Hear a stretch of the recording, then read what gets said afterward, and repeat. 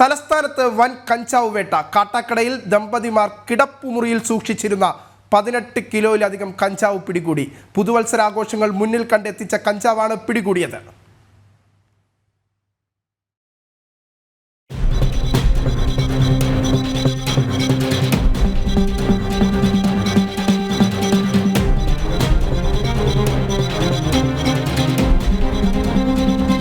തിരുവനന്തപുരം മലയൻകീഴ് വാടക വീട്ടിൽ ദമ്പതികൾ കഞ്ചാവ് സൂക്ഷിച്ചിരുന്നതായി രഹസ്യവിവരം ലഭിച്ചതിന്റെ അടിസ്ഥാനത്തിലാണ് കാട്ടാക്കട ഡിവൈഎസ്പിയുടെ നേതൃത്വത്തിലുള്ള സംഘം മിന്നൽ പരിശോധന നടത്തിയത്.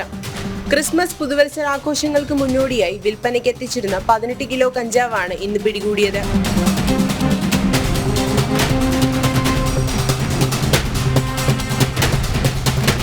മലയൻകീഴ് കുഴുതലങ്കോട് വാടകയ്ക്ക് താമസിച്ചിരുന്ന വിജയകാന്ത് സുമ ദമ്പതികളുടെ കിടപ്പുമുറിയിൽ നിന്നാണ് പോലീസ് കഞ്ചാവ് കണ്ടെത്തിയത്. പ്രതികളെ കോടതിയിൽ ഹാജരാക്കി റിമാൻഡ് ചെയ്തു. പുതുവത്സരാഘോഷങ്ങൾ മുന്നിൽ കണ്ട് തലസ്ഥാനത്ത് മയക്കുമരുന്ന് വ്യാപകമാകുന്നു എന്ന രഹസ്യവിവരത്തിന്റെ അടിസ്ഥാനത്തിൽ പോലീസ്, എക്സൈസ്, ഷാഡോ പോലീസ് എന്നിവരുടെ നേതൃത്വത്തിലുള്ള സംഘം പരിശോധന തുടരുകയാണ്. ഹോട്ടലുകൾ കേന്ദ്രീകരിച്ചും വിവിധ സംസ്ഥാനങ്ങളിൽ നിന്നും കേരളത്തിലേക്ക് കഞ്ചാവ് എത്തിക്കുന്നതായാണ് പോലീസ് സ്ഥിരീകരണം. ജനം, തിരുവനന്തപുരം.